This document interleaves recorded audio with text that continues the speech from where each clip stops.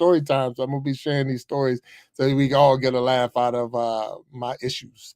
But anyway, let's see if I can get my man up here so we can get this show kicked off. So let's bring him on the stage.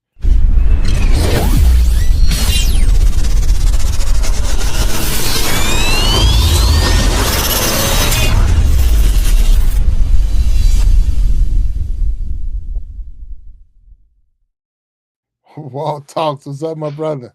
My man, what's happening, Big Jack? How you doing, sir? Man? What's up, man? Man, I just got off the phone with the embassy milk people. Told him don't worry about it. I found him. You don't have to put his picture on the milk cart, and he was stuck in the airport for 20 hours or something like that. 20 hours, man. I'm like, come on, man. Look. I started it yesterday at 10:30 a.m. yesterday, which was Saturday. I dropped my rental car off at the airport in Baton Rouge. And we went in, and we knew we had a later flight. I already knew I had a little later flight. It was supposed to be around noon. Well, no, 10:30. So it had to be around 2 o'clock. So I'm there prep.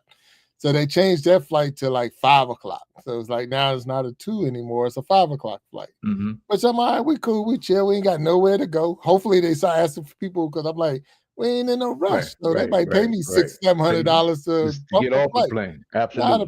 Not a problem. But now we leave in Baton Rouge and we're going to Atlanta, ATL. So we're going to leave Baton Rouge, go to Atlanta.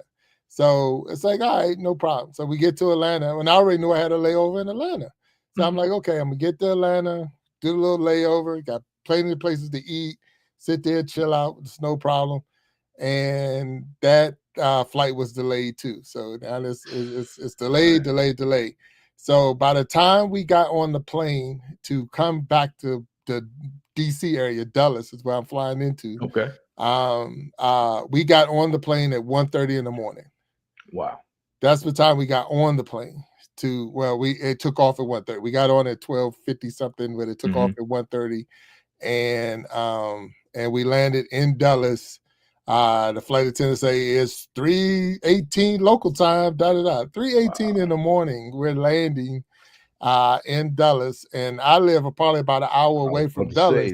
You got to drive and then you got to get to your car, which was another 30-40 minutes. And I'm like, man. So I got in probably about 6 o'clock this morning. I think it was about 6 o'clock this morning.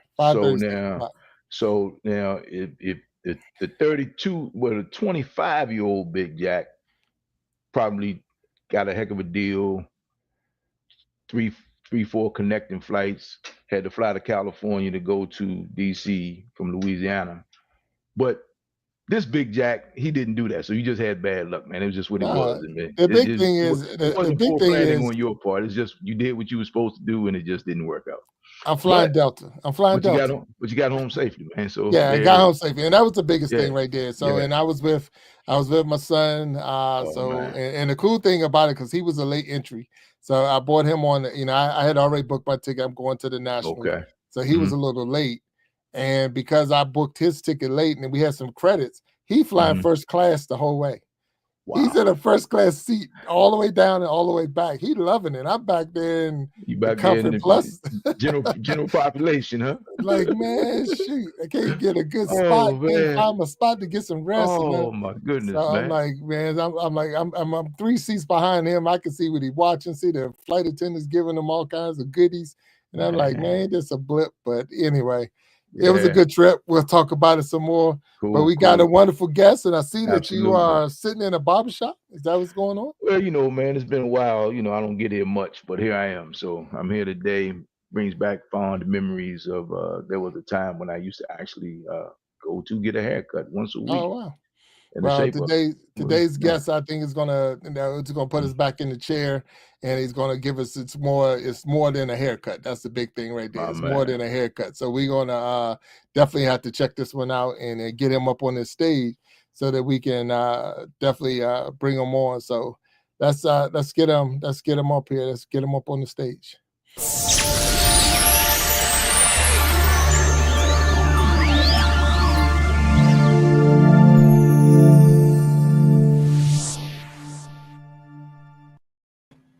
All right, well, welcome to the stage, my man, Eric. How you doing, Eric? What's going on? What's going on, gentlemen? How are you all? Doing well, sir. Good, Yeah. good. Thanks for having me on. Thanks. What a brutal story, man. I'm sorry you had to go through that. But I'm absolutely happy that you made it safely. Yeah. Take it We easy. probably haven't even got to the best part of it yet. I'm sure there's more. Yeah, Oh, it's look. I'm here for it. I'm here for it. There was a lot more, but at the same time, Mhm. you know, I'm not even going to complain about it. Like I said, I got Right. home safely. We Yeah. back, and I couldn't do. I wouldn't have thought of any other way. We got you here on the show. Definitely appreciate you Yep. being here. We're Glad gonna to be here, man. definitely be talking with you for the next couple of at least 45 hour, whatever. You're going to give us a whole lot of insight. I want to recognize the people that just popped in, some people in the chat. So we're live on Facebook, we're live on YouTube, and we'll cut this video when it's over and put it on Instagram and TikTok. But I see Corduroy Brown is down there in the chat. Man. Just then he popped in for a second. So hey, Corduroy, how you doing? And thank you for showing up. Elaine Smile is out there. B is dropping the links in the back. Everybody know. And I see some other people I have never, you know, Blessed Through Connection is here. That's a new channel that's going out. And Ziva soon. So I'm even never, but so just want to make sure we recognize all those who are here and supporting the Iron Sharpening Iron Show. And we got you, Mr. Lewis, Mr. Eric Lewis. And so I just want to make sure I get this right. So you're originally from Milwaukee, Wisconsin. Milwaukee, Wisconsin, exactly. Wow. So, you know, you're like the first person I ever met that said they were from Milwaukee, Wisconsin. The first person that would admit it, huh? Yeah, well, that might be it. That might be it. That admit it. Yeah, so, originally Milwaukee, Wisconsin, man. It's been a long time since I lived there, though. Okay, so where are you now? Where location you in now? I'm in actually Snellville, Georgia, which is like right outside of Atlanta. It's a suburb of Atlanta. Well, shoot, all that time I was in Atlanta, I could have called you. I thought you knew. I was here for you. Yeah, look. It was funny. Man. I'm in the airport, and you got one passenger trying to get everybody to protest and go get a hotel. Like, this is wrong. Like, come on, man. Whatever. Right. I was tired of hotels. Plus, I said I got family down here in this Georgia area. I won't be in a hotel tonight. That's for sure. Mm-hmm. But yeah, so that's cool. What's up that you down in Atlanta and you see we got the backdrops with the barbershop. So I see. Is that something you know anything about, or we off? Oh, y'all look better than me. That's perfect. I hadn't worked in a salon like that, a barbershop like that in a minute, but that's perfect. Those are some nice looking shops, dude. Okay, you might need to go visit. Okay, well I do. I know I did one, so I'm looking all rough and tough and all that good stuff, man. So I'm well overdue for a day at the barbershop, you know, and I love going to the barbershop. So is that your profession? Is that what you do for a profession, or? That is my profession for the last 30 plus years. Oh, wow. I've been doing it for, I've been blessed to be able to do it that long and have some very loyal clients. And yeah, that's what I do. Okay. All right. That's what's up. That's what's up. So what first inspired you to become a barber? Well, we got to go way, way, way, way back. I remember, I have to say this because I'm one of 7 boys, right? Okay. I won't even mention my sisters, but my dad used to cut our hair. And I can remember how fast he used to cut our hair. It was that buzz cut and it was painful. Next, you know, that style. So when I got around, I guess 12, 13 years old, and started, you know, become interested in girls, I'm like, no, I can't be having this look. Lo and behold, my oldest sister, she would happen to be cutting hair, you know, doing the shear cuts and all that stuff. So she started cutting my hair. And then, you know, I decided that I wanted to learn how to cut my own hair, because I can do a better job than her. So I thought my neighbors saw me cut hair and they wanted me to cut their hair, and here I am. So I just started way back when I was 13, 14 years old. I started cutting my neighbor's hair. So we're gonna say a profession, but that's when it got started. So we're gonna say the inspiration was the girls, or I didn't want no more pain with the buzz cut. All of it. All of it. Okay. All of it. I wanted my dad out of my head. So was your dad former military? Because that sounds like a military style. No. My dad was not military, but he was militant, but he wasn't military. I got you. No, that's what's up. So yeah, so I remember when I went into basic training. So I went into basic training pretty much just like y'all haircuts, and that pissed the drill sergeant. That pissed them off. They were upset when I got in because they didn't get to cut my hair. They didn't get to, everybody get that cut, and so they made me stand at attention the whole time that everybody was in there getting their cut. So, and that's people think, well, that's nothing, just stand at attention. Standing at attention, it can be hard after a while. So you're talking, 40, I think it was 40 something people going through, and I'm standing there at attention the whole time in Fort Sill, Oklahoma, in the hot sun, because I have already taken away the joy of having them cut my hair. So that was you also have the kick me sign on your back at that point, right? Oh yeah. That was the problem, child. You have that on your back at that point, man. Yeah. Like, oh, you're gonna come in bald head. I got you. Yeah, we got you. We got something. So, for you, man. But I love that style. So now, what does it take? So did you start when you was in Wisconsin? Did you start when you was in Georgia? When did you start your Well, y'all gonna make me go there. I started, like I said, I started cutting. I didn't even know what I was doing back in the day in Wisconsin. So professionally, I went to school in North Carolina, right in Charlotte, North Carolina. So that's where I was really started, in Charlotte. Okay, all right. Yep. So, and I guess it's like a barber college, or how does a barber become a barber? Other than just saying you want to do it. I mean, a barber becomes a barber several different ways. You can become an apprentice, just go right into the shop and work a few hours and become a barber underneath a master barber, or you can go to a barber school for a set number of hours. Each state has different requirements for the amount of hours that you have to take to become licensed in that particular state. But I actually did not go to barber school. I went to cosmetology school. Okay. Because I already came in with a set of skills, and in the cosmetology school, they didn't have any barbers. So they did take walk-ins. So myself and maybe 2 or 3 other guys actually cut the male clients coming in. So that's where I got kind of my skills up. And, I'm basically self-taught. I just watched other people, took from them what they did well and discarded what they didn't do too well. And I just added that to my repertoire. So that's how I really learned how to cut hair. And the barber school, that's where the cosmetology school, that's where I got my license and my hours from. But then once I moved to Georgia, became, worked up underneath a master barber as well. So that was my path. Okay. All right. What's up? That's good.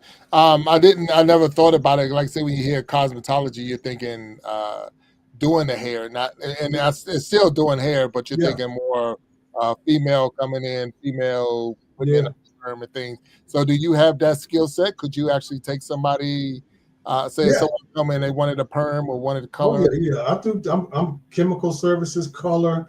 I don't do as much as I used to. I don't really even get the joy out of doing women's hair.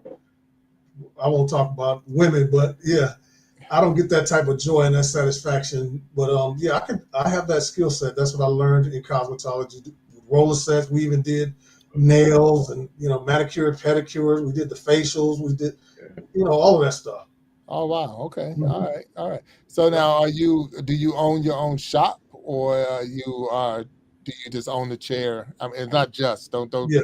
No. I get you. I understand what you're saying. Yeah. No. I did own my own shop maybe 10 years ago. I left there out of necessity, come back home, and now I run a shop in my basement. I've been doing that for the last 10, 12 years. It was done out of necessity, and it's I've been doing it ever since. So I've got a nice little setup in my basement, kind of similar to what you got behind you, Walt. Okay. It's not that big, but there's one chair. It's just me there. So and I've been doing that for a while now. It's been working out. I've been blessed to be able to do that. All right, that's cool. And it's based off of, I guess, you have clients, so you don't have a sign on the front of your house saying "open" with a barbershop pole or that like that. Right? No. That's one of the benefits and one of the drawbacks. You know what I'm saying? I don't get any walk-in type of clients. I haven't passed out a business card in 15 years. All my clients are word of mouth, and most of my clients come from a whole bunch of different. Matter of fact, I have a really good client of mine that comes from DC every couple of weeks, and he comes down. Really? Yeah, we used to live here in Georgia, so so I got clients that come from out of state. I have clients that come from all the way across town, and very few of my clients are in my neighborhood. So, like I said, I'm really blessed, fortunate that I've had clients that I've had for years and years. So, okay, no, that's pretty cool. That's pretty cool. I see. There's a couple of people out there that's in the chat that's talking about you, or not talking about you, but it's here. One is Eric, another Eric Etheridge. He's out there. okay. So and he was just saying it's going to be a great show. And then there's someone calling you uncle, Christina Lloyd. I don't know if they were talking to Oh you. yeah, that's my niece, my beautiful niece. I wish you could see her. She's so beautiful. Yeah. Oh wow. That's my Okay. niece. Well, Yeah. we got them here supporting it, which is cool that they're here supporting you. And and that's good stuff. So I'm saying that barbering is more than cutting hair. So that's it's an art. So do you look at it as an art, or is it to you it's just like next? I guess what you have in your own private clients is not a next to you. So explain to us how it's art. No. It's not just next. That's not even close to how I look at this profession. And I'm really kind of irritated when I hear that, because a lot of times the guys come into this barber industry. I don't even like to call it the barber game. You hear that a lot, the game. It's not a game. And people treat it like that sometimes, and then wonder why there's certain types of struggles that are in this industry because people don't treat it with respect. You know, you come in and hustle. It's a hustle. Make a little bit of money. Then I go do my thing. I come back, make a little bit of money. So no, I approach it totally different. I actually kind of, it's like the Hippocratic oath for me. Like, at first, do no harm. Somebody comes in, my number one purpose is to make that person feel better by making them look better. Most of the time, if you look better, you feel better. And that's always been my approach. And I like to think that I'm getting better at it every day. But yeah, I don't, it's never been a next up for me. And kind of just to speak on that a little bit, that used to be a knock on me, but I stuck with it. It's like, okay, you take a long time to cut it. And those are my people. The ones that want to come in, we can talk a little bit and I can take my time and get them right and be real meticulous, especially to my male clients, because we've gotten a little bit better. Sometimes we go a little overboard, but we've gotten a little better about grooming ourselves. That's one thing I really try to teach and tell my clients, okay, man, it's time to just make sure you're well groomed in this area or that area, and just take your time. When you come here and sit down, have a conversation with me, just relax. This is time for you to relax. So yeah, I approach it. I'm pretty sure I'm not the only barber that approaches it that way, but I really take pride in approaching it with a lot of respect and honoring my clients. Right. No, and that's good. I mean, we're all of us here on the stage have been in the barbershop. We've been in that, having that experience, and I've been in both. I've been in the necks, and I've been in where I had a barber actually take time, if for me to go back to you, meaning that you actually took the time, because I felt like I was getting a service when I came in, not just getting a haircut. Because of that, it's what you're looking for. I don't always go in there looking for advice or anything like that. You know, good conversation is good conversation. It does bother me when my barber is having a conversation with someone else while he's still cutting my dang hair. I'm like, I'm down if we all having a conversation, but you can't have a conversation with somebody else totally, and I'm sitting in this chair. So that is one of my bothers. So yeah, that bothers me. So now, do your shop, you have more than one person in the shop at a time, like someone's waiting, or is it just one at a time? Every now and then with these appointments, I go by appointments, and you know it's in the home, so I can't have a whole bunch of people, cars in the parking lot. Even though I have made accommodations where there's a little area for parking, but things have really, really kind of changed, and people appreciated me more during COVID. You know, you come in the shop, it's just me and you. You don't have to worry about a whole bunch of other people being in here. You're concerned about, wearing a mask. Man, those times that was a different time. So no, it's not. You come to my shop, you may see, they may cross paths every now and then, different people, but usually it's myself and a client, or if it's a client and his son or whatever. So more often than not, there's only one or two people in there with me. Okay, no, and I was going to ask you that, and I'm glad you mentioned that. How did COVID affect you? Because I know during that time, especially if it was a public barbershop or any place, a public business, you were pretty much shut down because of this the 6 foot distance and all that. We were restricted.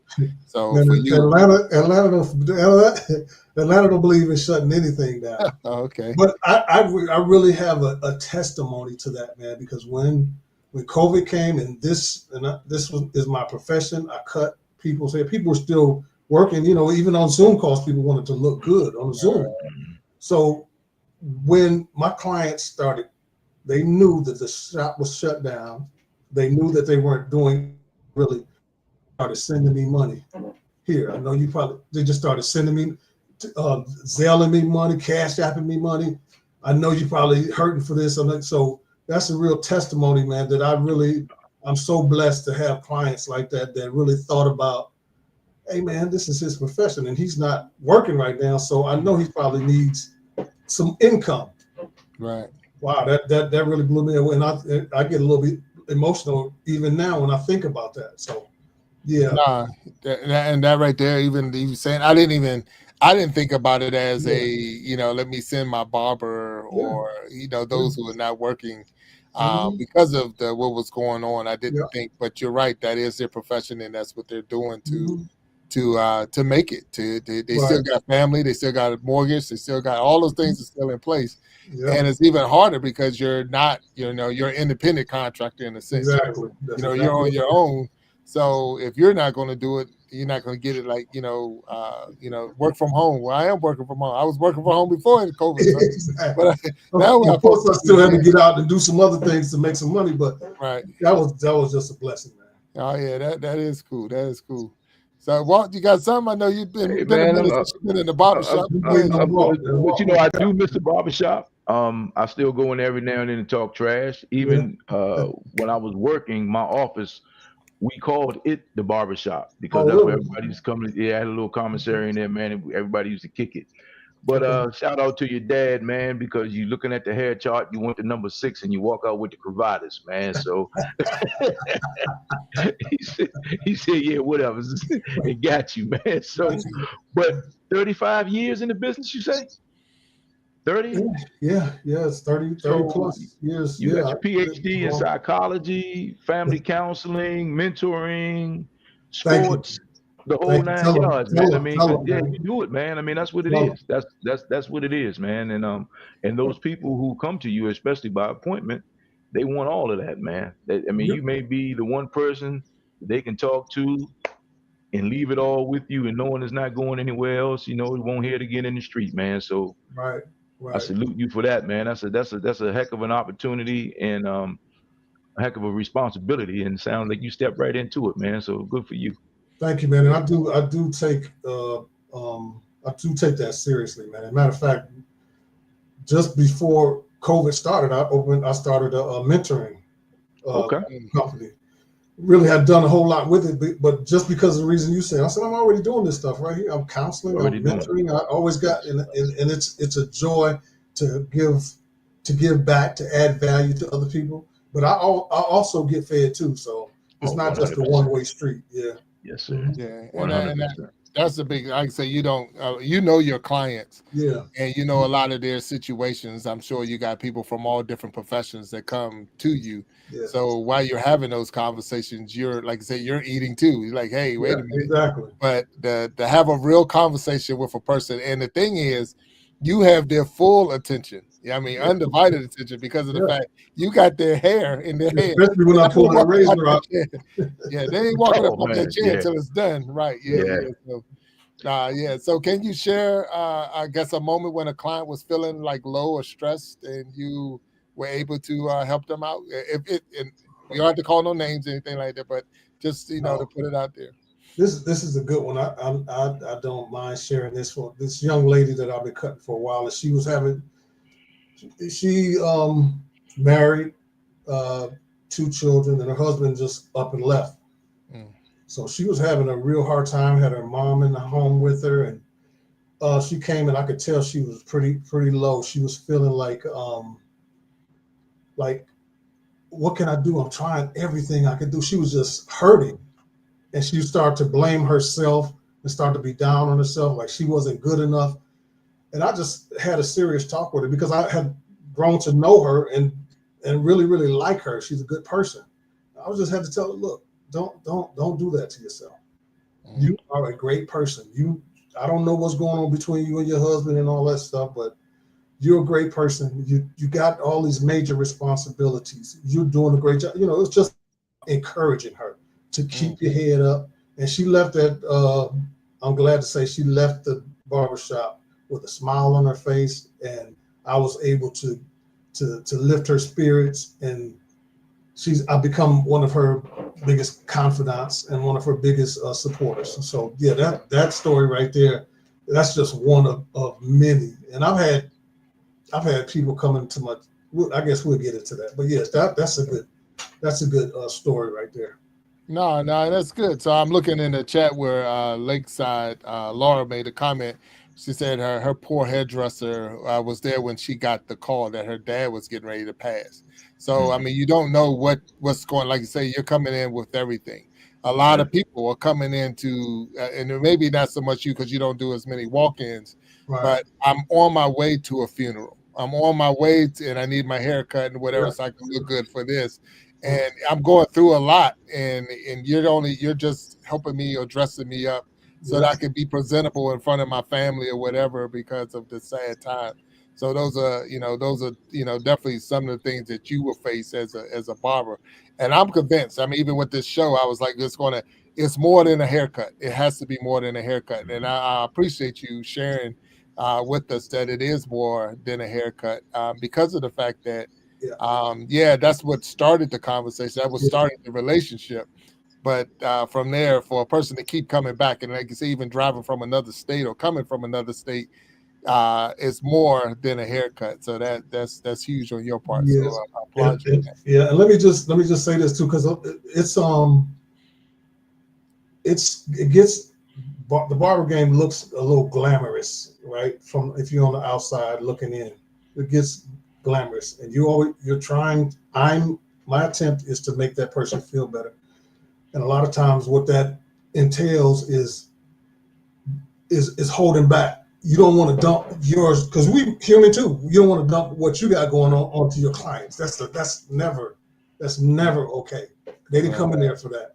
And there was a time when, like in a 1.5 year span, my youngest sister passed, my mom passed, my oldest sister passed, and then a brother of mine passed. So I'm coming into the shop with all of this and still having to be that guy that is upbeat, that can pour into other people. So I just felt like I needed to mention that, because it's a life thing. Some they say life be lifing, and you still just got to keep, especially us as men, we got to keep going. We got to press on. Yeah. To your point, I was just about to ask you. So while you're out there saving the world, what do you do to kind of just chill? Because I'm sure you cut your own hair, and so what do you do, man? You have any hobbies? You read? You know what, man? What do you do? I read a lot. I've just maybe back the last 3 years or so, I started getting into a lot of health, self-help books and just things like that. And every now and then I got brothers, we go fishing, but really that's the one thing I really don't have. I really don't have a consistent hobby. I have a son who plays basketball overseas, and I'm always on top of him. My daughter is she's a nurse in the area, and I try to spend as much time with her as I can. And then my wife, I need to develop a hobby. I really need to develop something consistent. And of course, I try to stay in shape, work out. I think that's very, very, very important. Staying in shape, and I don't want to just get old just for the sake of getting old. I want to be older and still be able to move around and get around the way I want to, kind of like you, Walt, but you're younger. Hey, man. So we're probably, I don't know, how old are you? Yeah, we about to say, I think you told me you're what, 61? 61. Yeah, I'm 61. Yeah, and I just turned 60 in March. So there you go. So, hey man, you know, Lord willing, and in spite of myself, I'm still here. Yeah, and, exactly. You know, and my knees let me know what I'm doing much, man. You know, I get up out the chair sometimes, my knees start cracking. My wife said, I thought I married a young man, but hey, that's what it is. You don't want to talk about those knees, man. I just try to stay busy. Just try to so stay I busy. guess being the baby on the if you're gonna be alive, young guy, young, What you got, youngster? What you got? But you already had 2 broken vertebrae by the time whatever. But being the young guy on the stage with y'all, so I mean y'all gonna have that moment of time and all, you know, you old men up there, but it's all good. So I appreciate y'all. So but we got Anthony My Time down there. I wanted to say hello to him. He's in the chat, and I seen Niecy Jackson, Patricia White, both of them down there. So it's something that popped up. I just want to share this while we real quick, Eric, because it popped up, and I just want to share with the people that's in the chat. I didn't know that YouTube, and maybe I don't know when they started doing this, but I noticed this in another show. They rank the people as they participate in the chat. So you'll see if you look on the YouTube, and if you're looking in the YouTube and people are watching this, they see a crown next to their number or their name, and it has a number 1, number 2, number 3. It's ranking them on how they participate. And at the end of the show, it'll say who's the top participant, the second and third. So keep going, because I see we got some 1s and 2s and 3s up there. So thank you all for participating. If you haven't hit that like button, go ahead and hit that like button up there. And if you're not a subscriber, please subscribe to the whatever Big Jack Storytime, my channel, so that you can see more shows like this, the Iron Sharpening Iron Show. And then today we got a friend of mine here, Eric Lewis, which was he was a pass-on, Walt. So what happened was my best friend in the world, Eric Etheridge, said, hey, I got a guy you need to have on your show. I'm like, all right, whatever, man. You know, like I told you before, if Eric sends him, I'm talking Eric Etheridge, Triple E.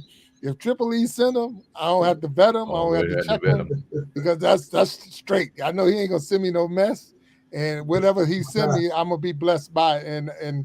And so so that's how we got to know, because I've never received a haircut from Eric. Never. That was how we met each other. Was we've never physically met each other. It's only been virtual. But you can tell just when he was on the Gentleman's Journal with us, and just this conversation, that he's a good guy. To be somebody I can sit down and have a conversation with, even if I'm a younger one. If y'all let me sit at the big people table, you know, they'll put me down there with the hot dogs and beans while y'all eating steak. You know, I'll be all right. Plastic utensils. Though you get plastic utensils, man. I know I ain't ready for that. Hey, Eric, tell me this, man. So the last time I went to the barbershop for a haircut, I'm going every now and then, get my beard and everything tightened up. For a haircut, I was wearing the Philly fade, man. You know, Philly fade, nice taper. You know, so I guess I have to believe. I just trust you.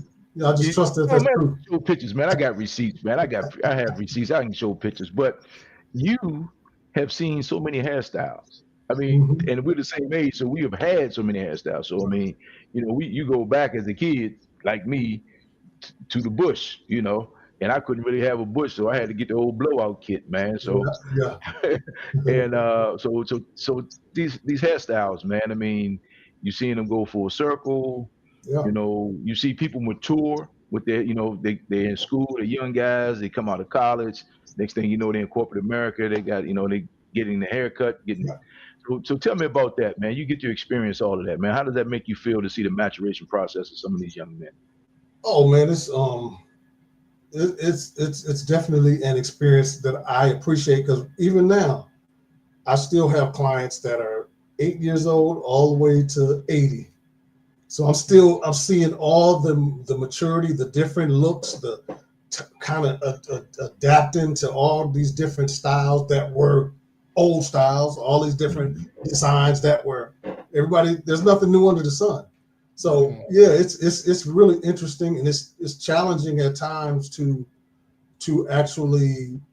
Because what I pride myself on is being able to see a look that fits that individual, not just because of how they look, but the hair texture, the profession they're in, all of those things. So I really enjoy the different looks, and not because it's less regimented when you're able to change up.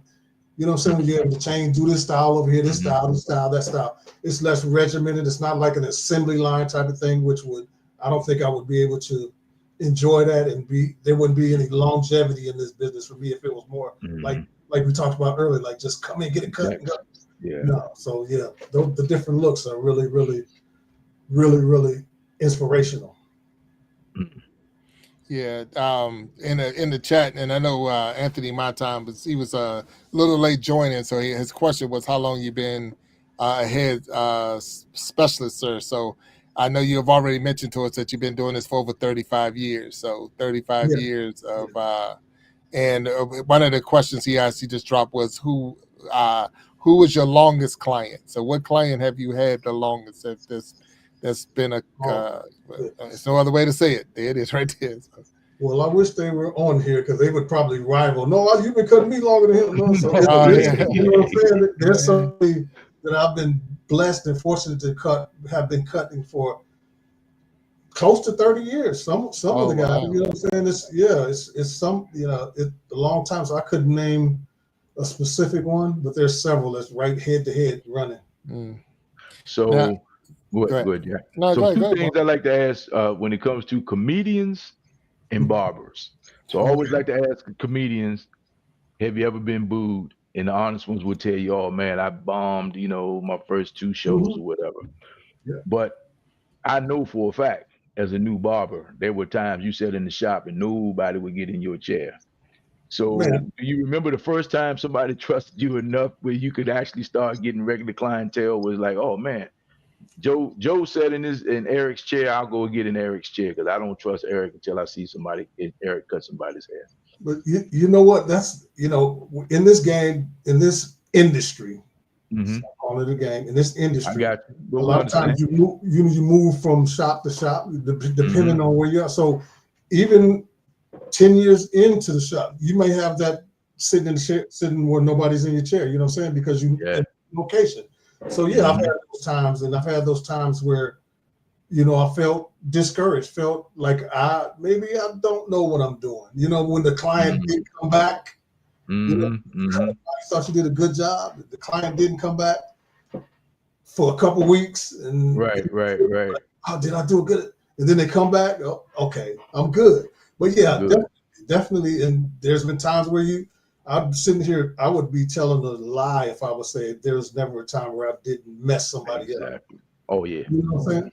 Yeah, and sometimes it was definitely because of certain things that I shouldn't have been doing that made me make the mistake. But but all of those things I've learned from, I've grown from, and I'm a better person and a better barber because of it. So when you mess me up, do I still have to pay? No, man. See, that's no, never that. I already know that's the barbershop rule. Yeah. You get like, even though there's some people who come in there with game, try to you mess me up. No, I gave you exactly what you asked for. Oh, you just don't want to pay. Yeah. So it's funny because I think Lakeside Laura's down there, and she made the comment, "What military haircut do you do those?" And I think what she's saying is, a military haircut do you do? I still go in asking for the high and tight. So that's no different than high and tight for the military. Right, bald on the side, high and tight. I still go in and try to get. I'm fading away from that because I'm starting to thin a little bit more at the top. So now looking high, and I don't know what is high and something, but so I still love that military haircut. I still love that high and tight cut, and that was just my style. I think I don't know if I'm ever going to be ready for the take it all off, type thing. But once it stopped growing, maybe I'll do that. But I guess you say in a couple of years it'll stop growing, and then we'll have to worry about that. Man, it's just you hair, look good man. that way It's too. it's just hair, man. Yeah, you would look good. If you had to take it off too. Yeah, it's funny because back in my playing days, back in college and high school, I had a real big head. I was feeling myself, and I had a big head. Did you say play? Did you say playing days or player days? Yeah, playing, I play Yeah. So so once I got injured and reality set in, my head shrunk, and I got these old wrinkles in the back of my head. So they keep the hair on so nobody see your wrinkles. So yeah, that was my big thing right there. So nah. But we shaved our heads. I remember Eric can tell you that for sure. Eric Etheridge, he can tell you that for sure. We in college, everybody wearing the ball. We took it all off. I mean, razor blades and everything, getting it all off. So, those you days. Can see Eric now. Oh yeah, well, I seen pictures of him, and I've actually seen him last during the Thanksgiving holiday time. So yeah, he's so long hair and all that good stuff. So yeah. But so it's cool that you so you I know for sure it's more than a haircut. So person comes to you with a situation, you're giving them. Do you feel almost like a doctor or a priest in that sense? Where's that confidentiality? Like your message is safe with me. You don't have to worry about me going out and telling the 6 o'clock news that you just did anything. Do you feel that obligation to your clients? Oh, again, I take those things very seriously, and it's not like the old school barbershops where there's multiple people in it, because guys come in there and talk about anything back in the day. That's where you went to talk. But now these conversations are more, even though they talked about anything back in the day, they didn't talk about some things. Right. You know what I'm saying? So understood. you know what I'm saying? So in my shop, it's more intimate. So everything we talk about, if somebody's talking about something that I just know that it's between that individual and myself, sure, they won't even talk to me about it if they think I'm going to be telling and talking to everybody else about their personal struggles. And I feel really, really, really blessed and challenged at times to make a deposit in somebody, to make somebody feel better and to give them some insight. That's why I do read and stuff, read things that'll help me, that'll give me a better approach, that I can give somebody some sound advice. Right. And one of the biggest things to that'll earn you respect from a client is be like, look, man, I don't know. Right. I don't know. Let's however I can help you, let's do this together. Figure it out. With you, you know what I'm saying? Yeah. Let's figure it out. But yeah, to answer the question, that's huge to me, to hold sacred somebody's intimate struggles or their concerns, or they're going through something with their family. Like you said earlier, Big Jack, like there may have been a death in the family or whatever. You know what I'm saying? People come to the shop for more than just a haircut. So 100%. You use the word deposit. That's a great segue. Not talking, finances per se, but to the young guy who thinks he said it's all glamour and glory, right? To the young guy who wants to be, I don't want to work for anybody, I want to be my own boss. Explain how much is involved to be an entrepreneur. You're responsible for your taxes. You're responsible for your retirement. You're responsible for your health insurance. You are responsible for your upkeep, the upkeep of your home. All of these things, man, that people they count people coming through the door. They multiply that by what you charge them, and they see your gross. But people don't think of your expenses as an entrepreneur and just the time that it takes.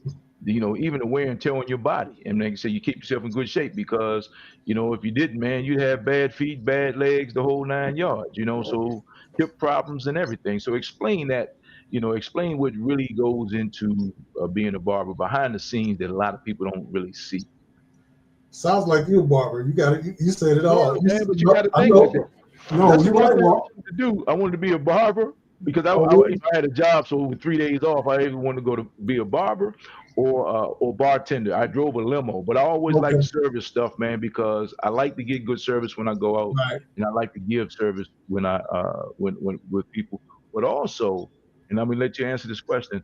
But also, what you got to understand, what people don't understand, is like hey man, there's a downside to everything. And you have to be passionate because money will not sustain you in the long run. Money doesn't do it. It just doesn't do it. And people don't get that. And so explain that to, especially to the young guy that's thinking, oh man, I don't want to do, I'll just be a barber, make the money, man. I see all the cash and I see how much he's getting for a haircut and I can get it done. But that's not always the case. So share that with our listeners, please. No, well, you are exactly right, man. You touched on so many great points and things that guys, girls, whoever comes into this industry need to understand. It's not even about the skill set. Of course, you got to get good at what you're doing. You got to get good with the clippers, but you got to get good with people. You have to be good with people. And I say this all the time to people sitting in my chair. It don't matter what industry you're in. This isn't even just singular to the barber industry. Who are you becoming? Right. Who are you becoming? And what type of traits do you need to gain to do the things that you say you do? What type of integrity does it take for you to stand on your feet 12 hours a day? Because a lot of times when you first starting off, you're going to be standing on your feet or you're going to be sitting waiting for people. Yes. You said it, well, it's got to be more than just this is glamorous. Do you love it? Do you enjoy what you're doing? Are you depositing in people's lives? What are you doing to invest in yourself to become a better person, a better barber? Are you investing that time into your growth? Continuing education. And speaking of education, when you go into, say, you mentor kids. So when you're talking to a high school kid and he hasn't connected the dots between education and being a barber, and some of the best barbers you knew coming up couldn't make it out of theory in cosmetology and barber school, right or wrong. They couldn't get the books done. So they could cut hair and do hair and sets and dry sets and all of that, but they could not get through the theory, and which is the book, and that's the mandatory to get your license. So you have to be able to read, write, comprehend, and you need that. That's one of the main things, because it's not just, like I said, people just see that on the outside looking in, they just see the work you're doing. They don't understand that theory, sterilization, sanitation, all of those things you need to know. You need to, you need to be ready for when the state board comes in there and say, okay, this isn't right, that isn't right, or you're going to get fined, or we can shut you down, and all those things. Right. You have to know all those things. And what I've defined for myself over the years is what is actually a good barber or a good stylist. It's not somebody that just has skills with their hands. Are they prompt? Are they considerate of other people's time?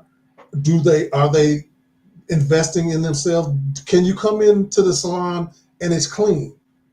Are you walking into a barbershop where a whole bunch of riffraff is going on? Are you coming in and they smelling like weed? Because you know that's a huge thing. That's a huge thing. Yeah. You know what I'm saying? Do they care about their hygiene? Right. You know, because those little small things like that they'll garner you more people. Even somebody is more likely to allow a barber to not give them a great haircut, but they got all these other things they'll deal with until that barber grows. Right. And even with that, when you're talking, is because that turned me off a couple of times, different barbershops. Because the big thing is, I was bringing my kid. I was getting my hair cut, and my son was getting his hair cut. And I'm like, I shouldn't have to explain to my son everything that just happened in the barbershop. I do know that there's conversations that happen. I'm not there. Right. But it's like you say, why was he late like he's late? Or why was he, the way he talked and the way he was this and that. And then if you have to explain that to your child when it's all said and done, it's like, it's just easier for me not to put you in that situation. I mean, I wouldn't do that nowhere else. So you're not the only game in town, not to call it a game. We talked about that. You're not the only one, but it's like, if you were my doctor, I would find another doctor. If you was my lawyer, I would find another lawyer. So you're my barber, I will find another barber. Now, you might be good at your skill. You're good at your skill, but at the same time, it's a whole package. It's not just the haircut. But go ahead. I'm glad you said that too, because that's the level that I would appreciate the barbers in this industry to think of yourself as a doctor or a lawyer. Right. And you can't expect the clientele or the public to treat you a certain way if you're not treating your own profession that way. No, that's good stuff. 100%. It's good stuff. Yeah. No, and one of the things that I know you might have crossed that path in your life, and I have a younger barber, and before him they were all younger than me, but I know they were trying to buy their home, they were trying to buy a house, right? And what they didn't have was any credit. Right. They were making a lot of money doing what they were doing, but they had no way to show it when it was time to buy a house. They couldn't show their income. A lot of it was because they wasn't reporting everything, so that makes it a little tougher. So that makes it a little tougher. So what advice do you have for someone who's in the profession, but you still want to do things? You want to buy a house, you want to buy a car. How do I balance all of that where I report what I make to a point, and so I can build my credit and all for homes and cars and all the other things that you need? Well, it's you just have to have some integrity. Okay. You have to have some integrity and character about what do you really want? Because this statement here, a lot of you say, I want a house, right? Right. I want some stability. I'm ready to raise a family. I'm ready to get married or whatever. A lot of people give up what they really want for what they want right now. That's true. You know what I'm saying? So if they would just make sure, because I didn't always do this, I'm not going to sit here and act like I've always did things the right way. Right. Make sure you do your taxes. If all of that stuff is in line, you're right on schedule. You're laying the groundwork. You're laying the foundation to be able to document things and take it to the bank or wherever the mortgage company and get it can be done. Because I know you guys, I don't know, but nowadays barbers are making decent money. You know, if you're a good barber, you in the shop working hard, you're making and you're doing, you got your skills are good, you got a decent clientele, you're making money. I think it's a little exaggerated with the social media barbers that you see. I'm making $10,000 a week. Okay, whatever. I can't dispute that, but I've never seen that. But yeah, barbers are making decent amount of money, and if you do things the right way, work with integrity, and document everything, you can buy a home. You can take the paperwork to the bank, like I said already, and you could be eligible for a home. Now with me, go ahead. No, I'm sorry. Please go ahead. You go ahead. I'm good. No, I'm saying we're from an era where the barber, the cab driver, the barber especially, the cab driver, these guys were pillars in the community. Right. They were well respected. Yep. They were entrepreneurs.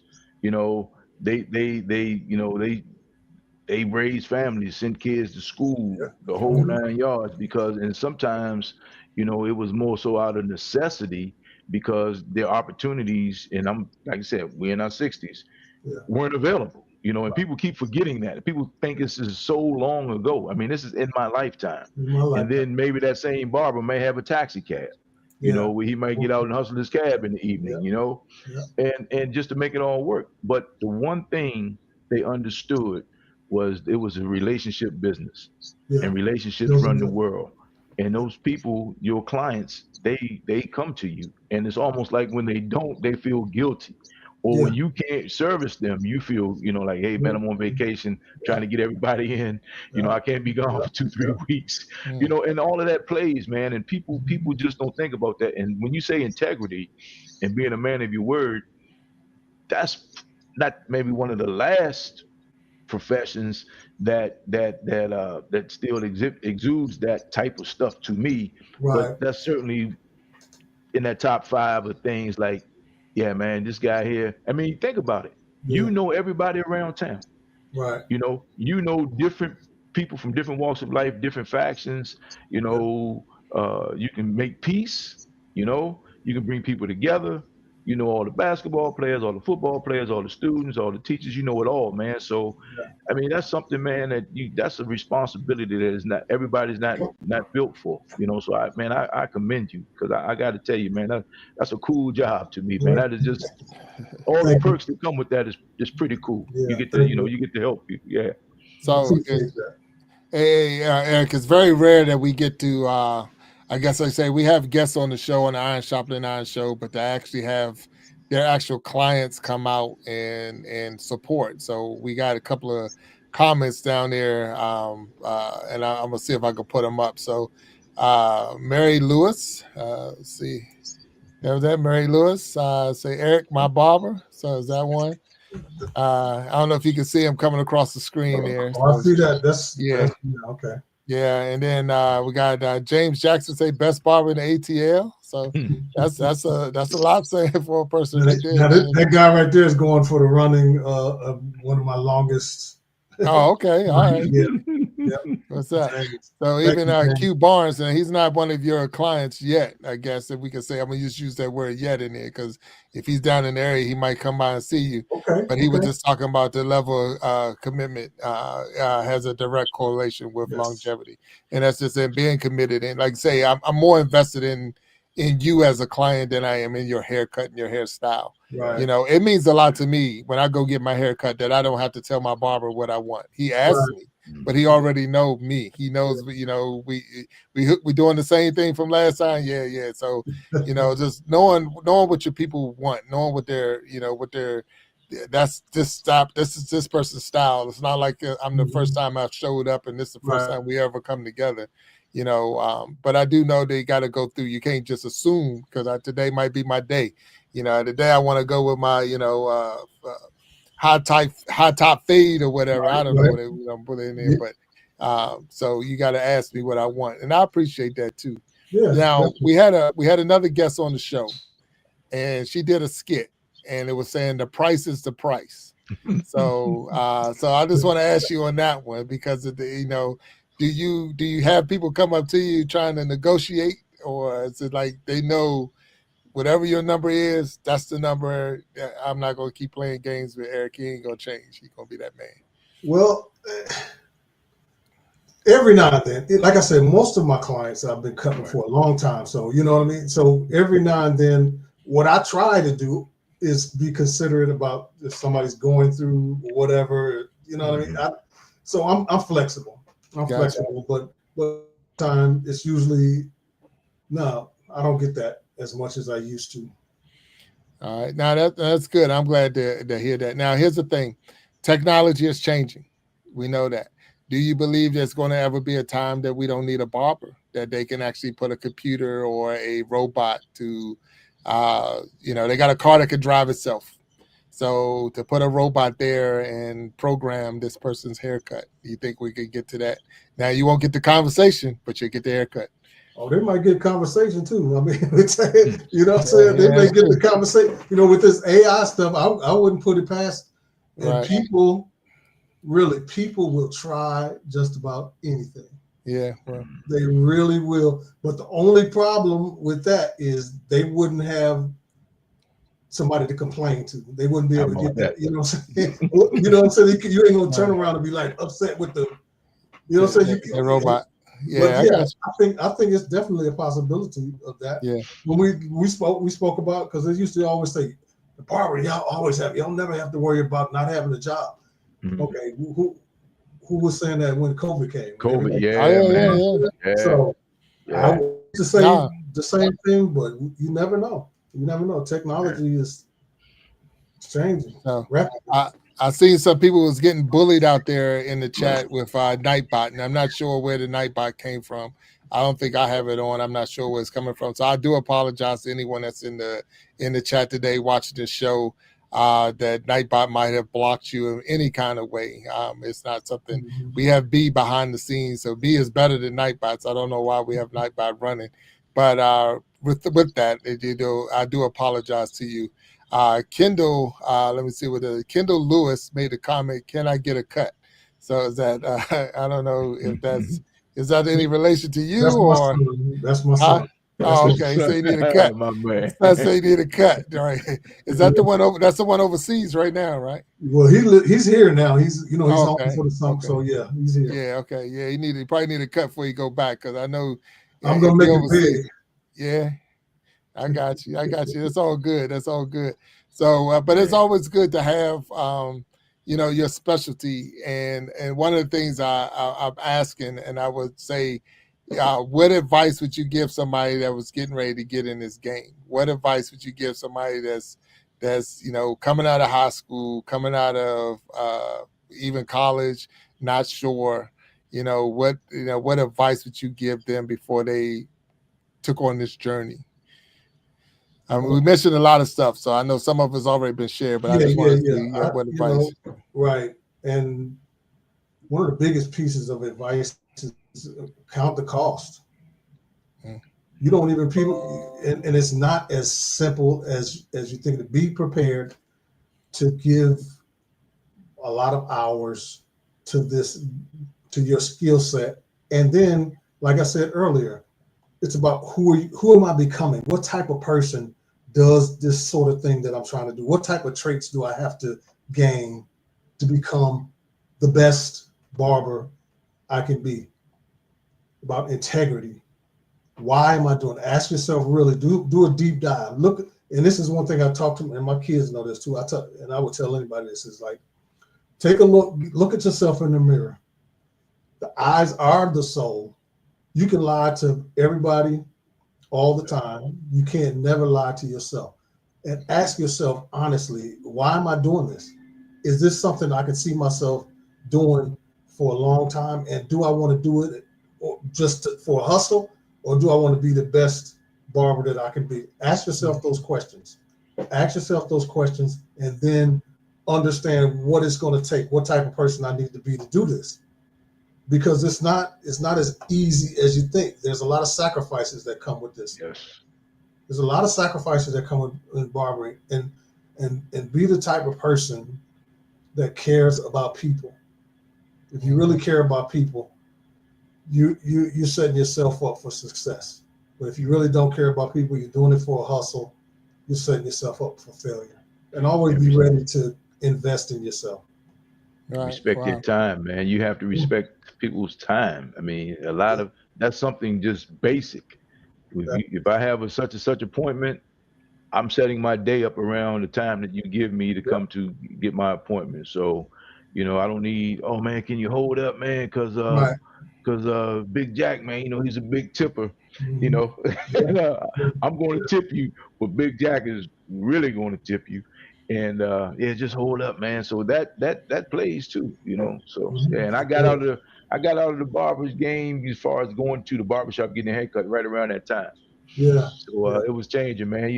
And I used to go in the middle of the day. I mean, that's my time was the middle of the day. I wouldn't be Walmart, the barbershop, Costco. You won't catch me at gunpoint on a Saturday morning unless I had an appointment. Even when I go get a shave, just to shape up. My cousin has a shop. Hey, cuz, I need to see you first thing when you come in the door. I'm waiting for him to come through the door. I got coffee for him, So yeah. Now, you, Eric, you were saying that the way to get in to be a barber is you go to school, or you could be an apprentice. Do you have anyone studying under you right now, or are you just Lone Ranger? I don't have anyone right now. I just had a guy maybe just a few months ago. He didn't see this. Here's the thing. Some people just they don't want to get their license. They just want to know how to cut better. And I had a client of mine who really just wanted to be able to cut his kid. It's kind of counterproductive because he's taking my clients. You know what I'm saying? Instead of bringing them to me, he's cutting them up. But you can't start. That's similar to like a shade tree mechanic, right? They learn how to cut. They learn how to work on cars. They don't take their car to the mechanic. They do it themselves. A lot of people go to Walmart, buy them some clippers, and they cut their kids on. Just trying to save them some money. So yeah, I just recently had an apprentice, but I developed a program for him, specifically for him. If it was someone that wanted to become a barber, get their license, it would have been a little more intense. Right. I developed a program specifically for him. He purchased his clippers and everything. So yeah, that's a good question. I'm glad you asked that, because that is an opportunity, and to give back more to other people, to add value. So yeah. So let's answer the $1 million question. You have let's say you're not working out of your house. You have a shop, 10 10 chairs, no, 5 chairs. That's about average, right? Yeah. Do you booth rent or do you work on commission? I'm coming out. How does that go? I mean, that's been like the argument from forever. So how does that go?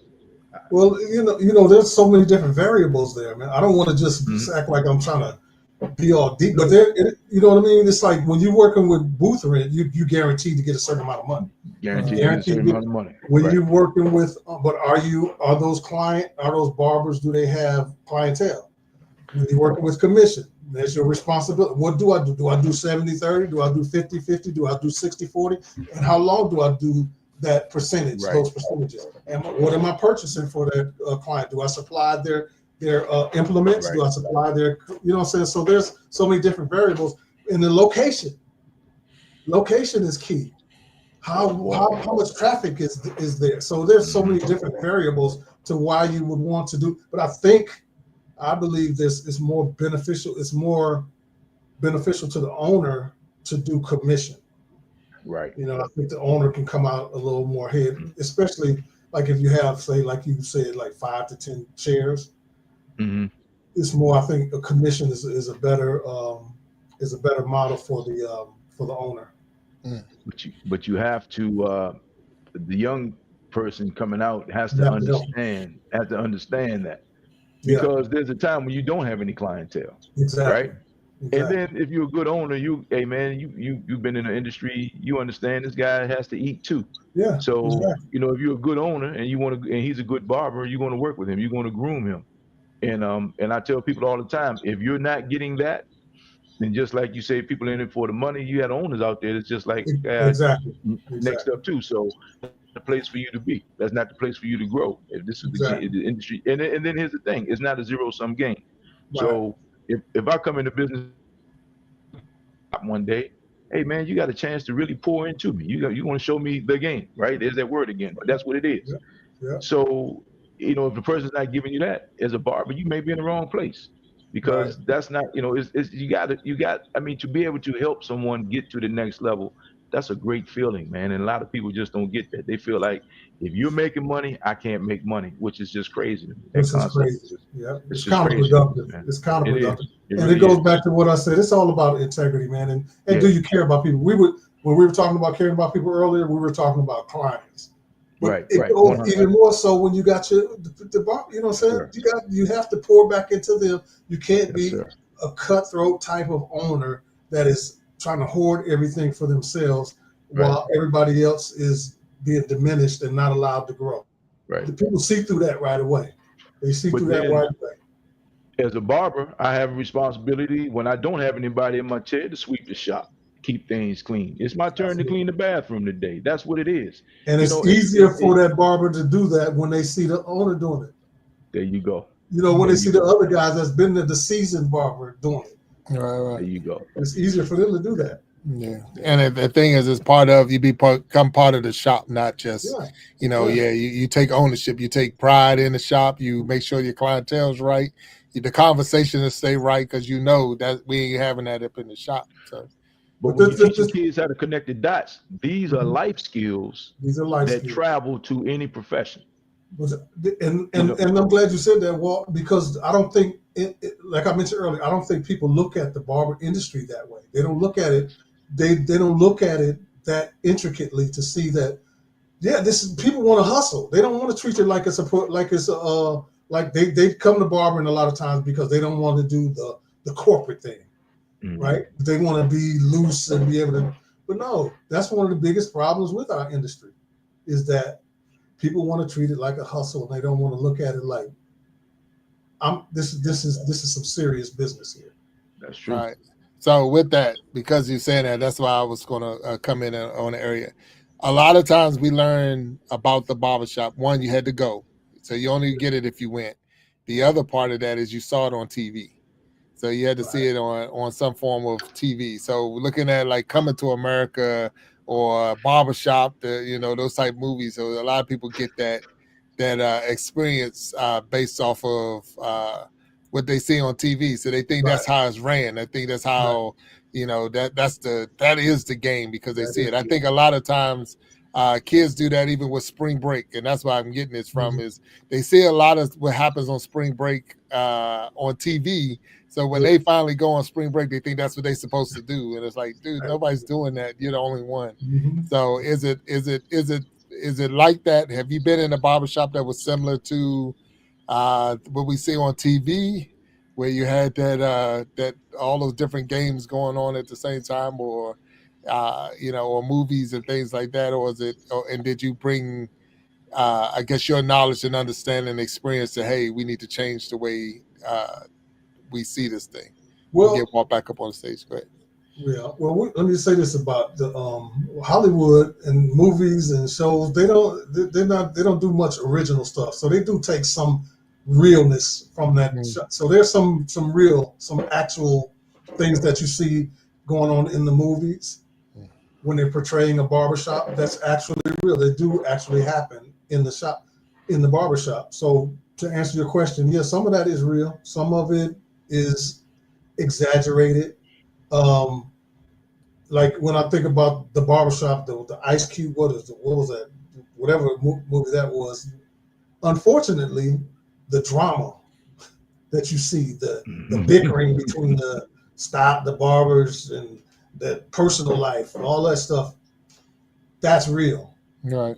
Actually, so I've worked in salons when I worked where there was women's in the salon doing hair, and there were barbers in the salon doing hair. I worked in the salon where it was 10 all male barbers. So I've seen the drama, and that's one of the things that being at home, I was glad to eliminate that, not running from it, but I noticed that there was a level of peace that I was able to obtain because I didn't have to deal with the drama of the barbershop, and then certain types of conversations that I have to share this with you because this is so real.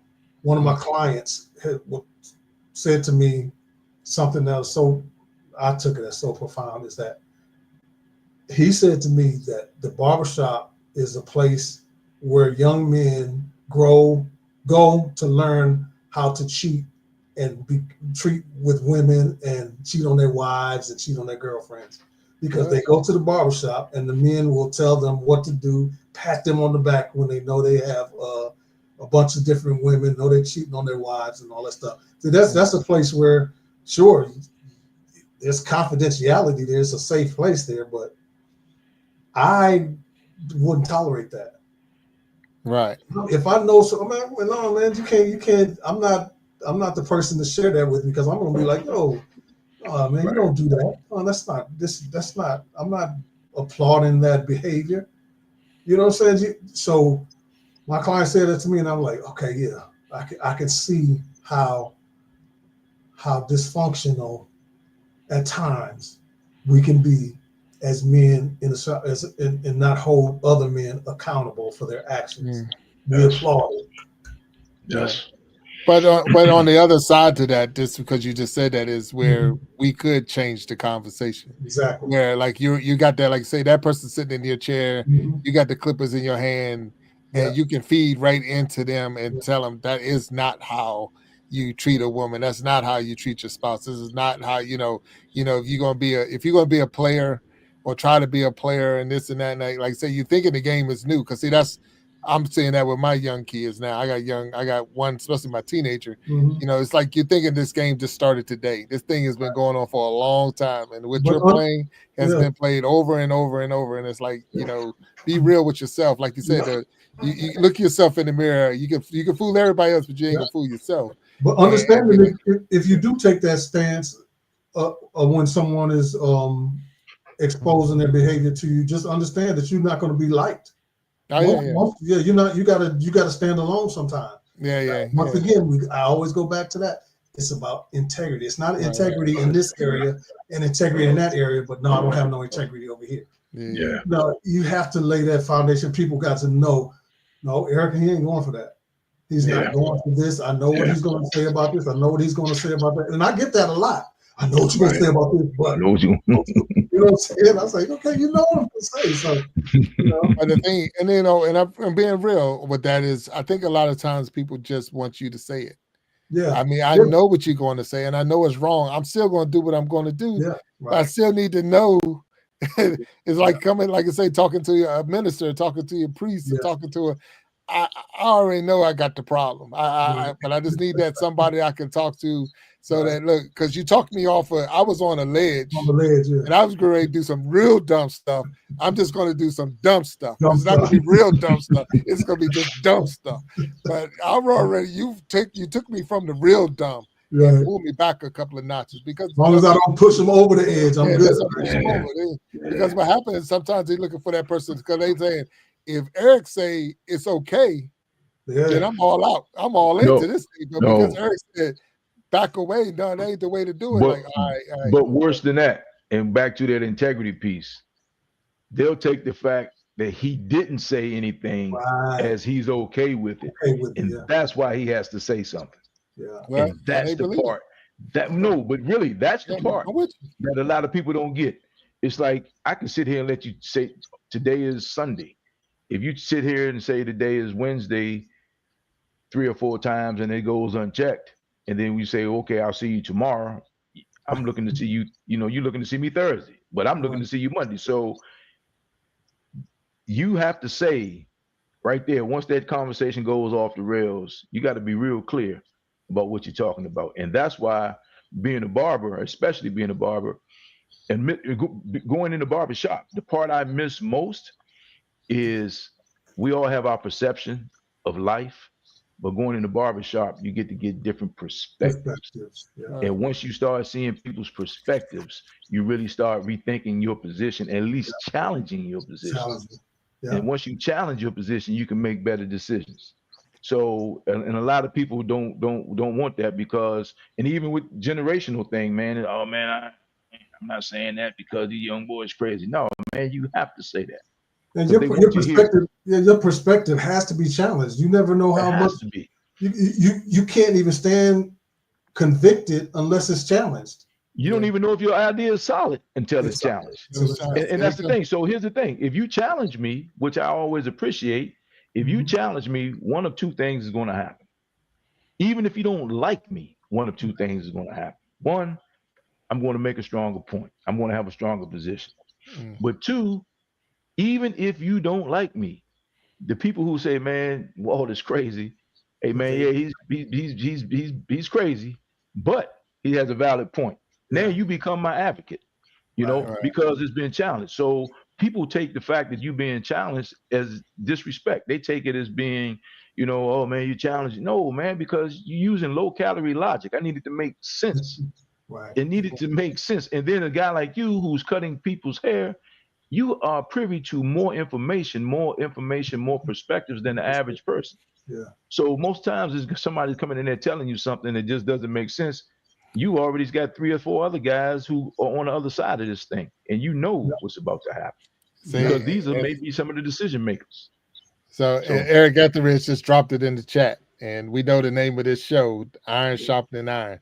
So this is the Iron Sharpening Iron Show. That right there, that challenge that we're saying, each one of us challenging one another, challenging your idea, putting it up there.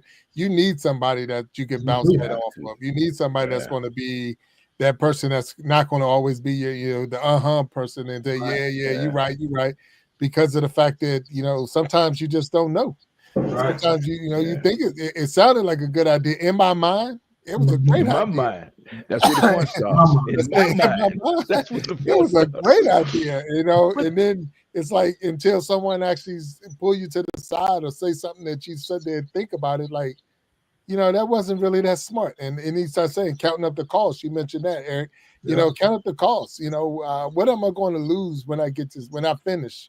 I might have got the satisfaction for the moment, but what am I going to lose when it's all said and done? And I don't think a lot of people think about that. And because, so I'm going to ask you this, Eric, we're going to close the show out. Okay. But what's the average time a person is in your chair? The average haircut for you? 45 minutes to an hour. Well, it just depends. Sometimes it's 2 hours. It all depends on what I'm doing, because like I said, chemical services, color services, that's how the industry has changed, and all these different services that I appreciate. So the longer they're in my chair, the longer the the conversations, the longer, the deeper the relationships are built. So yeah, 45 minutes to 2 hours, you know, it's just and I asked that because it's like very similar to how we are with the show. You know, for 45 minutes to an hour and a half, right? We got your attention. We're right here. We having this conversation, and we can be real with each other. I mean, we didn't cut any corners today. I mean, we go off of we're having a conversation, but at the same time, and it was a civil conversation. Yeah. We weren't sitting there fussing at each other and cussing each other out. You're wrong. You don't know what you're talking about. Right. You know, I know it gets like that up in the shop too because we. I was gonna say that to Walt one time, but I want to keep it simple. Hey man, he said something crazy. Say respect your elders. Respect your elders. You got your man, right? Hey, man, look. We got action, man. Let it go. Let it go. So bring it, huh? I mean, because here's the thing. I'm liable to repeat it again. Right. So the fact that you took the time, you respect me enough to check me, and back to our earlier conversation, our earlier point, hey man, that right there tells me that, okay, I can respect this guy. Because yeah, you know, this is what I hate. Man, I was going to say something, but you know, man, and now here I am, man, all sideways in jail, locked up, broke, whatever the case is, based on divorced, based on a dumb decision, because you didn't respect me enough to say, at least say, I don't know, man, you may want to rethink that, you know? Think that, so man. Rethink Look, and the thing is, I always look at it like this, and I'm coming back from it, and I know Walt, you saying, and because you're talking about with the firehouse, I think a lot of stuff is locker room talk. So a bunch of guys in the dang locker room talking like how life is on the outside to people that just don't know how life is on the outside. Life is on the outside. They're not really doing that. Really, they're not. That is stupid. Don't do that.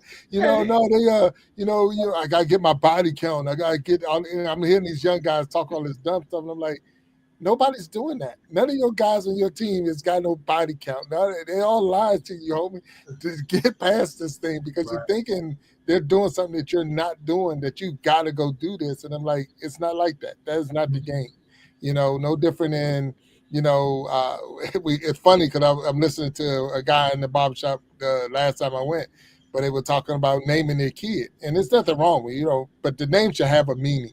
It should have something behind it. It should have something to it.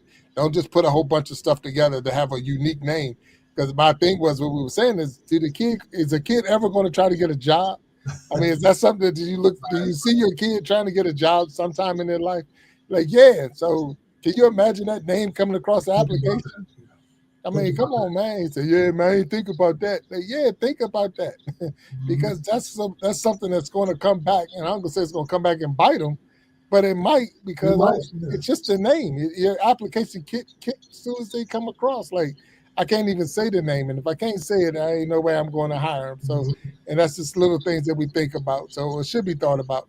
But look, I had a wonderful time with you on the stage. I know Walt having some issues going back and forth with his internet. So but it's been a real pleasure having you on the Iron Sharpening Iron Show.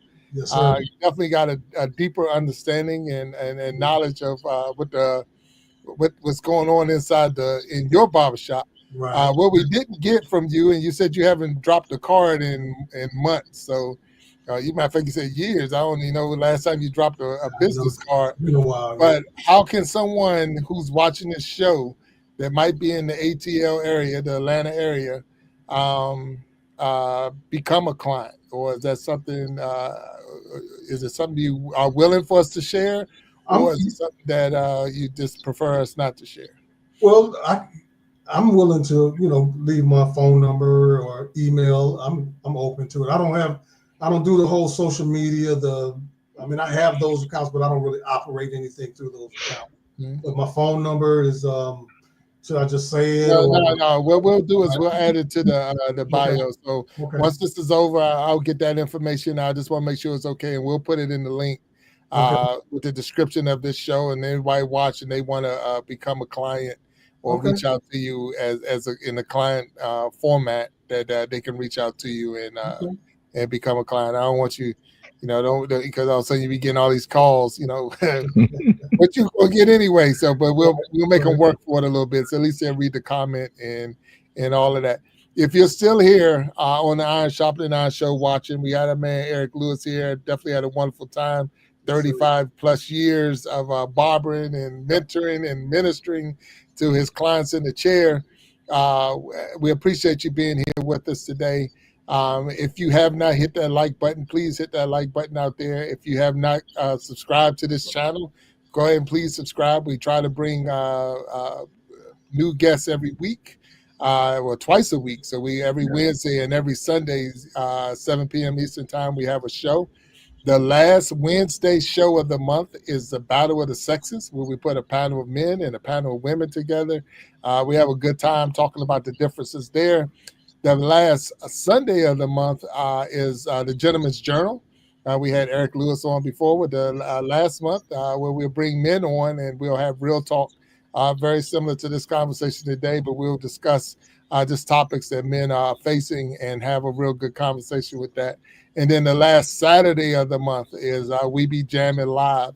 And that's where we bring musical artists, comedians, poets on the stage. And that's at 9 p.m. Eastern Standard Time, where we bring them on the stage and we have a good time listening to some great artists from all over the world. I mean, we have people from the Philippines and Germany and Canada and all. So we've definitely reaching out and getting new performers.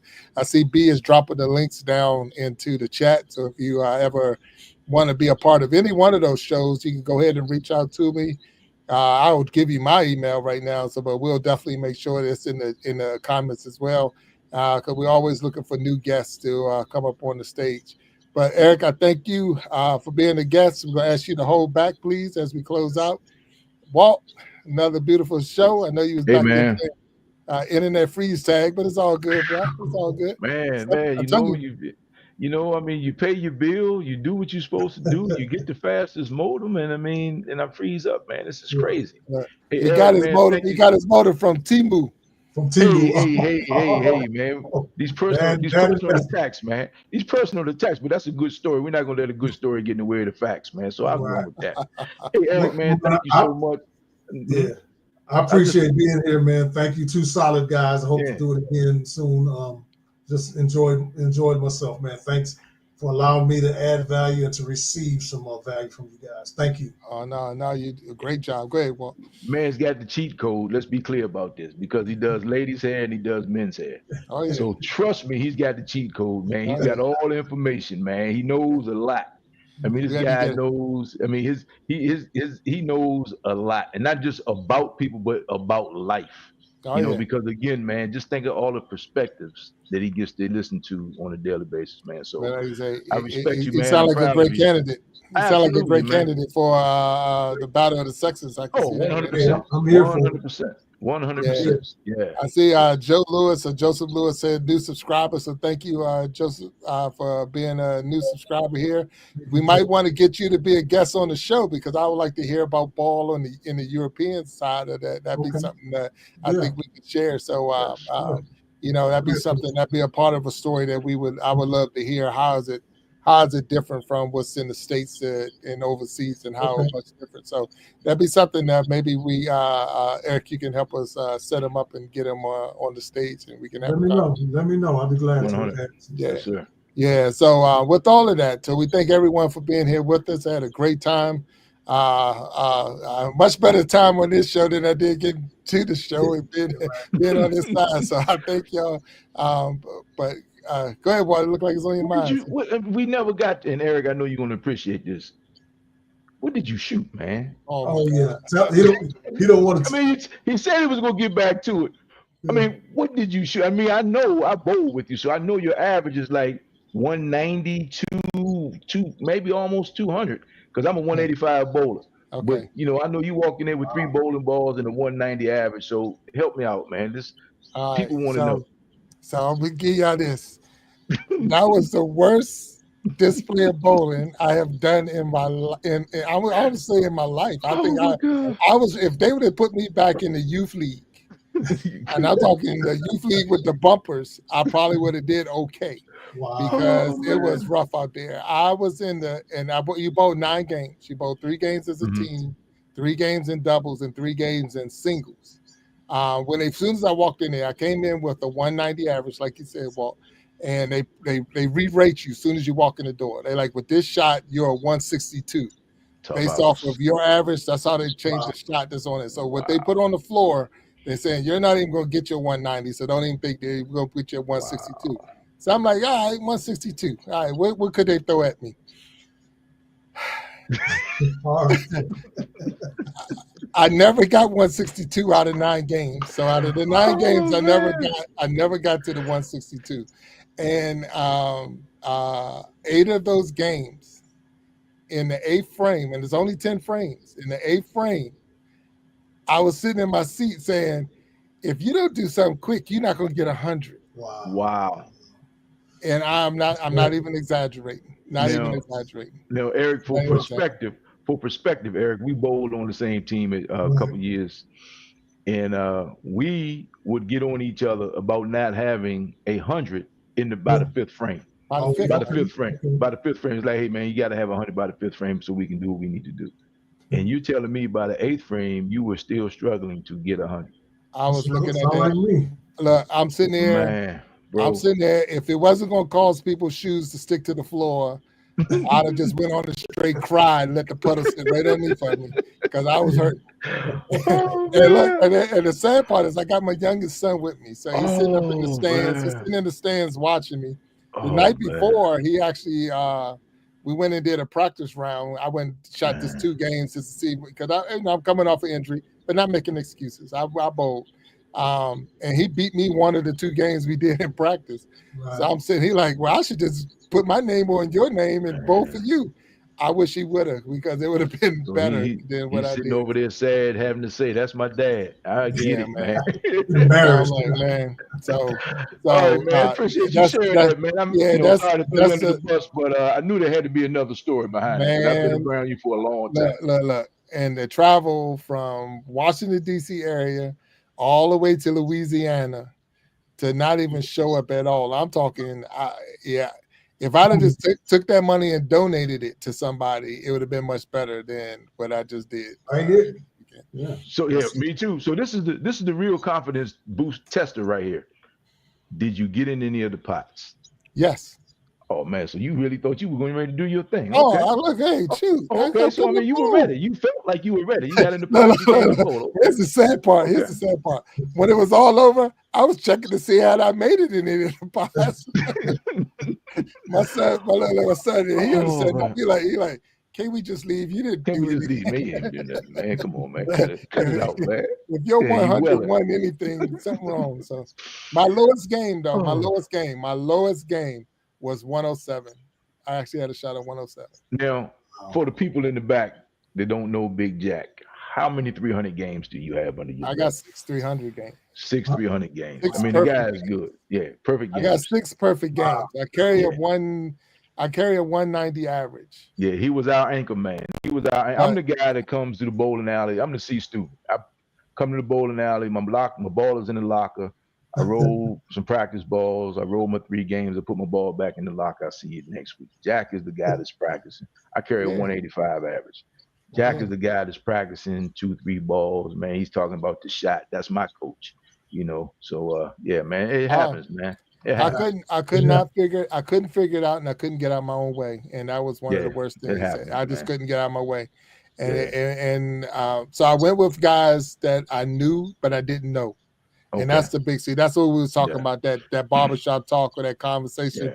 Had I had Eric Etheridge, Q Barnes, or Walt there, they'd have probably slapped me upside my head and got me on track.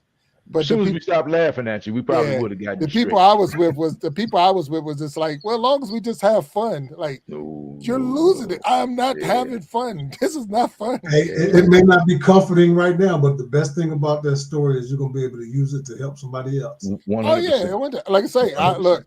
What name one word you got out of that tournament? Humbling. Yeah.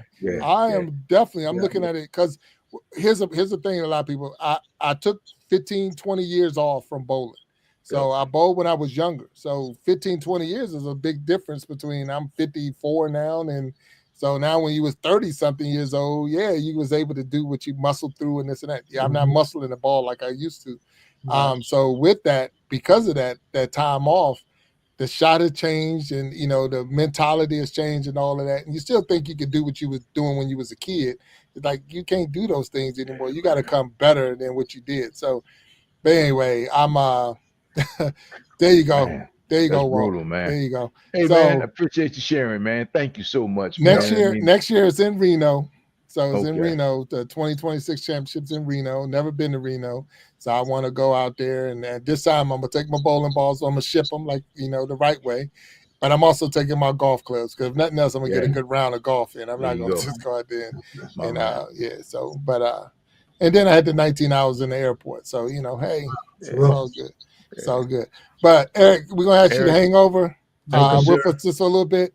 Walt, thank you again. Everybody that's out there, all the new subscribers, thank you for subscribing. Everybody hit that like button. Thank you. Had a really good conversation with my man Eric Lewis and everyone that was in the chat today. We thank you for everything you've done. And Q Barnes, you know that. I see what he said, man. Look, my wrist is already bad, and when it's sore, I had to get a cortisone shot just to go bowl in this tournament. So you already know that. In the words of Big Jack, hey man, once I put my shoes on, strap it up, put my gloves on, whatever, none of that matters. So I understand. That's why Q had to say it and you didn't say it. Because that's what it is. It's look, look, I'm good. But thank you all, and we'll see you Wednesday, 7 p.m. Eastern time on the Iron Sharpening Iron Show. Have a good night and have a good week, everyone. Thank you. All right.